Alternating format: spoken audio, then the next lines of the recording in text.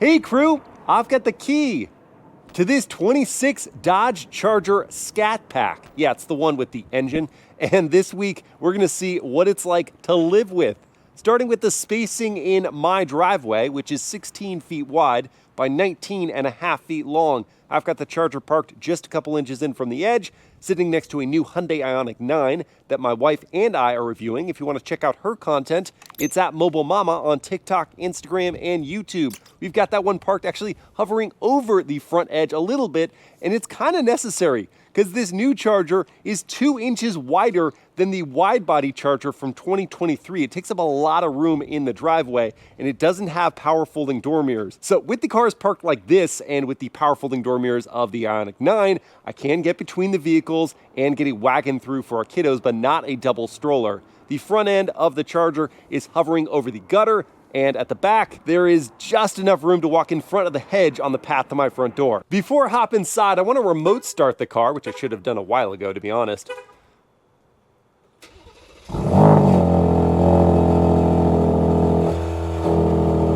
And to hear from that twin-turbo inline six-cylinder, which is, it's a pretty loud startup, I'll be honest. It will settle down after a couple minutes, and it's still not as loud as my Demon 170 parked here in the garage. But yeah, this might disturb your neighbors if you're firing it up really early in the morning before a commute. That is going to cool down the cabin for me, or in this case, it's going to heat it up. And now to get in with the key fob on me, I can just press in on the pad, and that is going to open up the door. It is a very large door, and so this being the first defined notch, it's going to be enough room to get in, but I've got a little extra space, so I'm going to see if I can, yes, just barely stop it before touching the Hyundai, and that is a grand entrance and plopping down into these front seats, which I kind of appreciate are classic muscle car seats. They don't have the firm, high side bolsters of more aggressive performance cars. And closing up that door, there's a little bit of a rattle there, I think because of the frameless windows, but not too bad. Hey cabin crew, thanks for joining for this day in the life in the 26 Dodge Charger Scat Pack. In this video, I want to see what it's like to live with the 6-cylinder version of the new Charger with 2 doors. Since I've already remote started the car, I just need to put my foot on the brake and tap the start stop button, which flicks on the windshield wipers, thank you, and clears up my view. Then I'm just gonna throw on my seatbelt before I pull the pistol grip gear selector, it's their name for it, back into drive. It is wrapped in leather in this plus trim with the preferred package. And I do appreciate that there is no confusion as to which gear you're in with this selector. If you're all the way forward, you're in park. If you've gone 1 notch back, which you can feel, you're in reverse. 1 more notch for neutral, and then back all the way is drive. Doing that will automatically release the parking brake. I can roll on forward here over the curb ramps. Clearance isn't really an issue for the Charger. I do appreciate that. So you don't need curb ramps for a gutter like mine to not scrape. And then turning the wheel, I'm easily, but confirming here, going to make it past my neighbor's basketball hoops on my way out.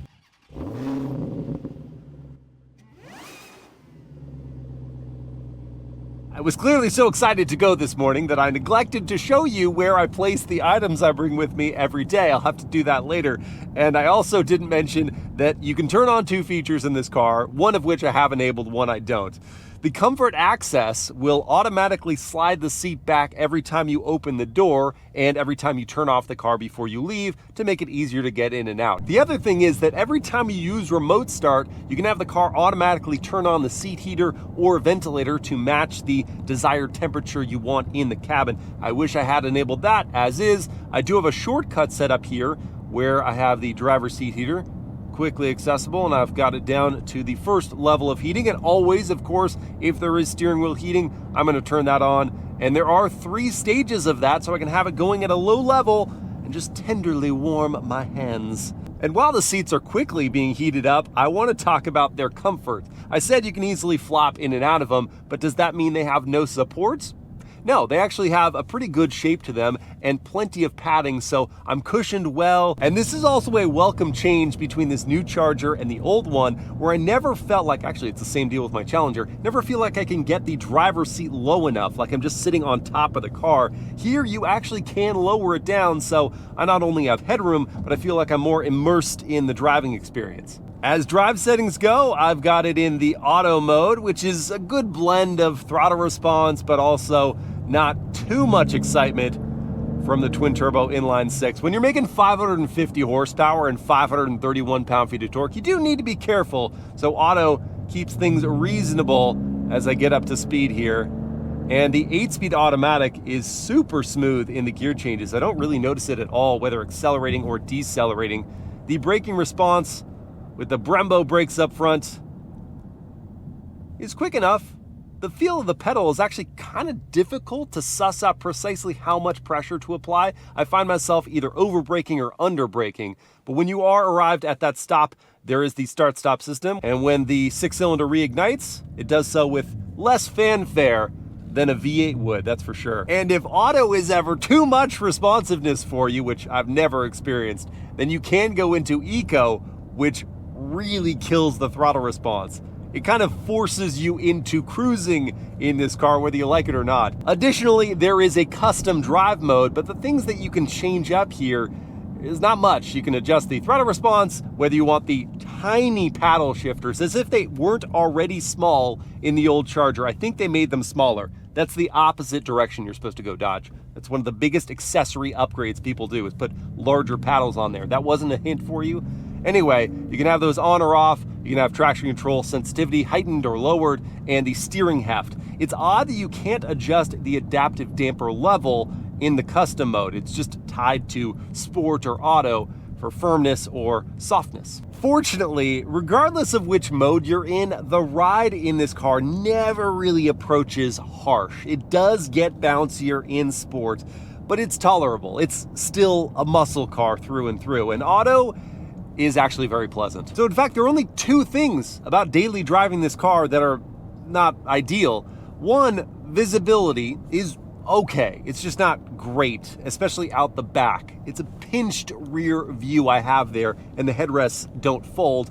Also, the door mirrors aren't that big. They are wide on the bottom portion where it's more important, but they do still feel a little cramped. I have to move my head around a bit more to see everything I want to. And then there is a big blind spot at the C-pillar. Thankfully, you do have the blind spot monitoring to help. And out over the hood, because it's raised up in the middle, it's sometimes difficult to see just how close you are to something when you're parking. On the positive side, the pillars aren't terribly thick, and because the hood scoops down like that and the windows are nice and large, my view this direction and over here, it's pretty great. The only other complaint is really just it would be nice to have this feature, auto hold. So if I'm sitting at a light for a long time, I can take my foot off the brake and the car's not gonna roll forward. But more important than that is the turning radius. So let's test it out here.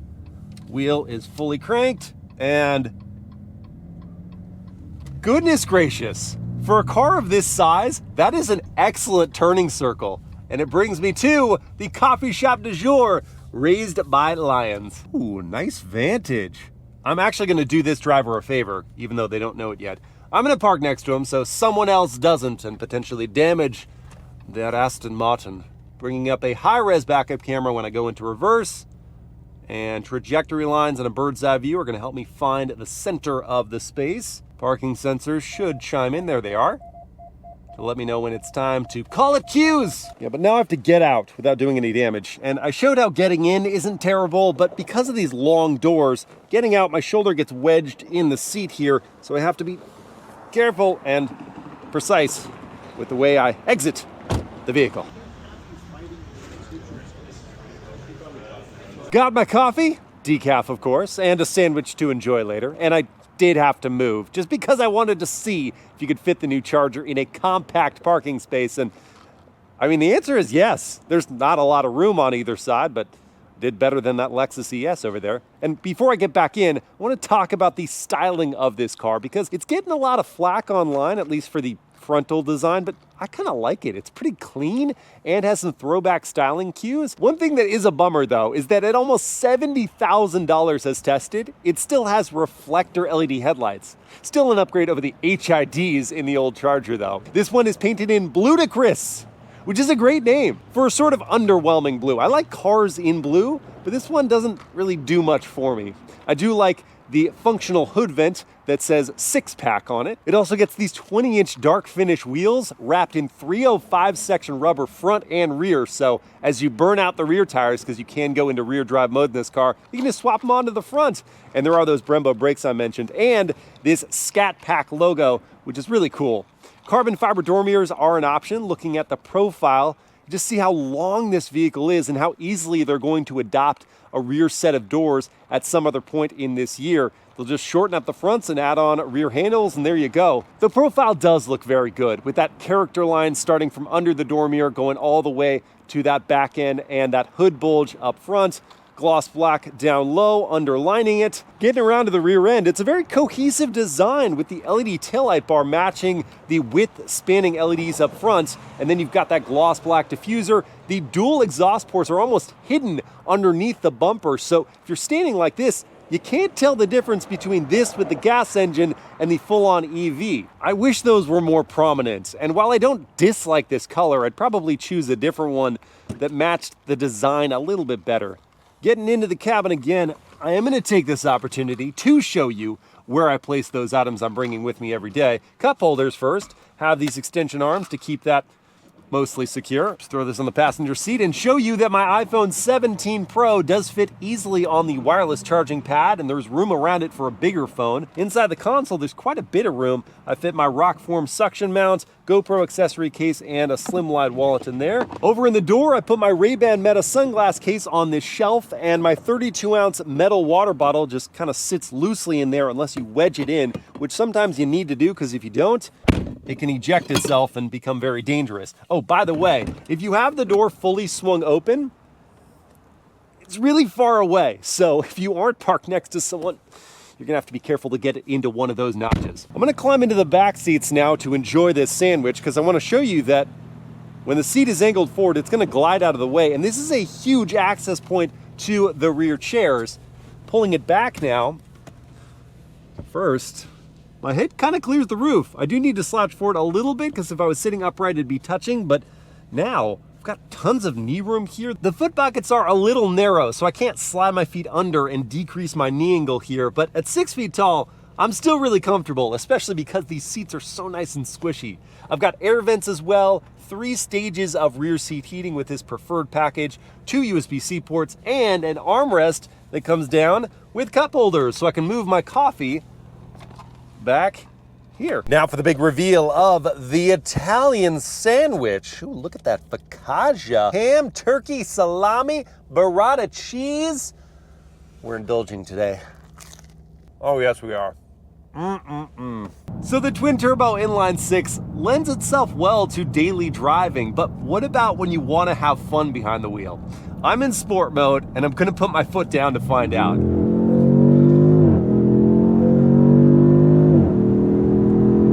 Well, there's a good deal of motivation there.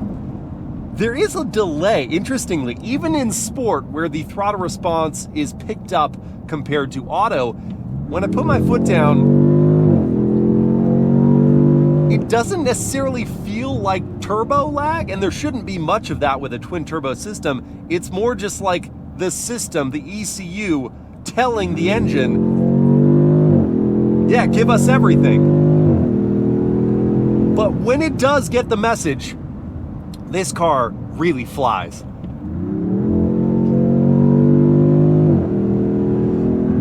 I'll say the soundtrack isn't my favorite, especially because some cars that use the sound system to enhance engine noise do a really good job of it where you can't really tell. Here though, I can absolutely tell that this has been artificially boosted in volume and acoustic quality. It's just not a great noise. I have heard this car accelerate full bore from outside though. And it's not a bad sounding engine. It really does sound, again, from outside, not so much inside, like my M2 CS to a certain degree. It doesn't move in the same way as my M2 CS, even though on paper my car makes less output. This does weigh about, 1,000 pounds more than that car. but it's still pretty fun. And importantly, you can still engage in muscle car shenanigans, because though the new Charger is all-wheel drive, you can lock it in rear drive mode with line lock. Foot on the brake, holding okay, releasing the brake, throttle. Here comes the smoke. And away we go. Oh my gosh. Check that box. But because it is still all-wheel drive, we can quickly switch from that kind of tomfoolery to a real-world 0 to 60. I've got my race box set up here to record. I'm engaging launch control, foot on the brake, pin the throttle, building up that boost, and letting it go. And arriving at 60 at 3.85 seconds. It is definitely an all-new era for the muscle car. Wow. And that's on all-season tires. Just imagine if you're on summer rubber, you're probably in the mid 3-second range. But the real potential for this new Charger is using that all-wheel drive system, using the lighter weight 6-cylinder up front relative to a V8 for that 50-50 perfect weight distribution and more sports car-like dynamics.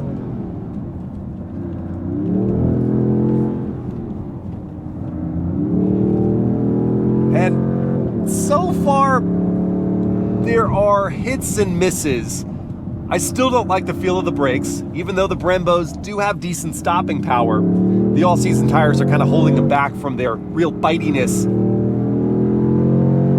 But it's also the steering. Even in the sport mode with its added artificial heft, the steering system just doesn't talk to me. I don't have good feel on center. And as I come off center, it doesn't load up well in corners to describe the grip and the platform's movement. So I just don't enjoy the way it's carving up these corners as much as I probably could. There also is still a fair bit of lean through the curves. The adaptive dampers aren't curtailing the body motions perfectly well, and I just have zero temptation to use these tiny plastic paddles in manual mode. And so I'm reliant on the automatic to do its automatic thing, which it is well enough. So the wins are just the weight distribution, the power out of curves, which is tremendous, and the way it gets to the ground thanks to the all-wheel drive system. Man, I really did not anticipate missing my Challenger's hydraulic power steering system this much, but when it's compared to the steer-by-wire of this Charger, I really do. This is not that thrilling. Now let's test the practicality with a run to Costco to benefit the charity Families Forward. I already had to Tetris this cart to fit everything in, and now I have to Tetris this car. Let me begin by remote starting it to cool the cabin for the perishables. And then I'm gonna raise up the hatch. This seems like a lot of room to work with, and it's easy to get stuff into the back. But let's see how we do. We are off to a good start here, but I've paused to show you that there is a little bit of underfloor storage in the Charger, and when I say a little, I mean just enough for a package of soap and shampoo. The good news is that because the floor isn't too low, it's not going to tax your lower back to lift heavy items up and in. The bad news is that because the height of available storage isn't that much, I'm not sure all of that is gonna fit. Okay, that is everything except for all of these. And if there's any chance of fitting those in here without needing to fold down the rear seats, I am gonna need to remove this cargo cover. I did have to ditch these holders, and I am obstructing the rear view just a little bit. But guys, if this works, I'm treating myself to ice cream later. It fits! Now after returning my cart and someone else's I found laying around, like a responsible shopper, I can confirm that the Dodge Charger with the gas engine is Costco approved. On my way to drop off these goods now, I just want to confirm the passing power here on the highway. From Sport, yep, that'll do. And one more lane change. Plenty of mid-range punch. Now that I've arrived at the lane of my choosing, I'm gonna take it out of sport mode. Let's go back to, yeah, auto sounds good. And I'm gonna quiet up to listen to the cabin volume at highway speeds.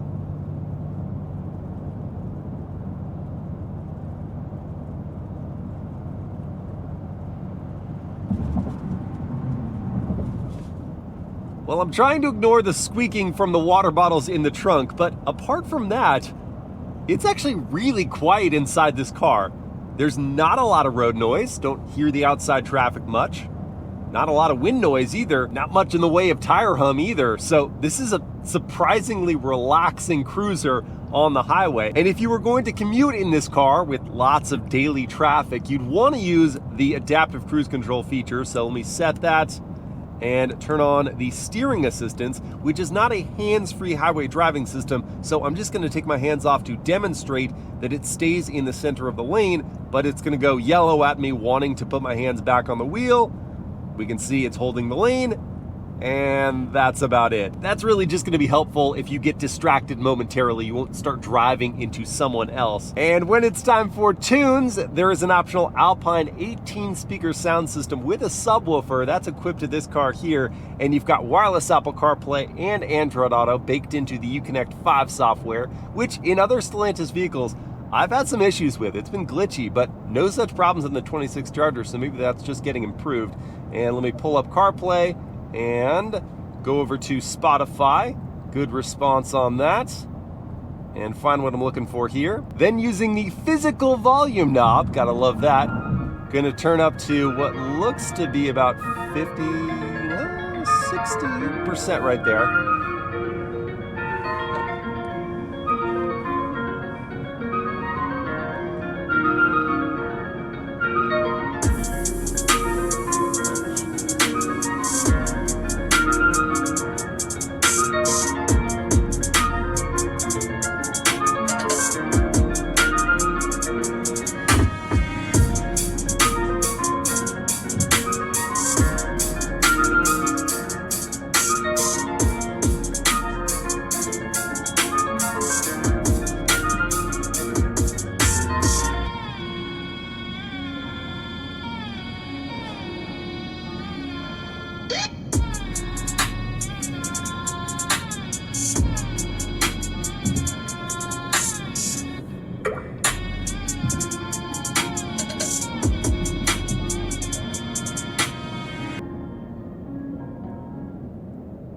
That was a massive surprise. Alpine, known for just giving you a cheap aftermarket head unit, just delivered a crazy good audio experience. I mean, for one, I can't think of a time I've actually had to turn down the volume while maintaining the same speed, but I definitely did. We went to maybe 55% of peak output. I'm scared to know what 100% of output looks like, but in addition to the wattage, you also had pretty solid clarity. The mids and highs were not muddled at all. And then by contrast, when the bass came in, it absolutely shook me. So yes, that is well worth the $1,500 as an upgrade. It's about time to refuel this 17.5-gallon tank, and the Charger Scat Pack is EPA rated at 16 mpg in the city, 26 on the highway, and 20 combined, which would give us a fuel range of 350 miles. But during my time with the car, I have averaged 12 miles per gallon. Not so good. And at current fuel prices here in SoCal of $5.27 for the required 91 octane gas, it's gonna cost me about 93 bucks to fill this tank, but there's capless fueling to save time. Ah, there we go. What, did you think I was kidding about getting ice cream? So good.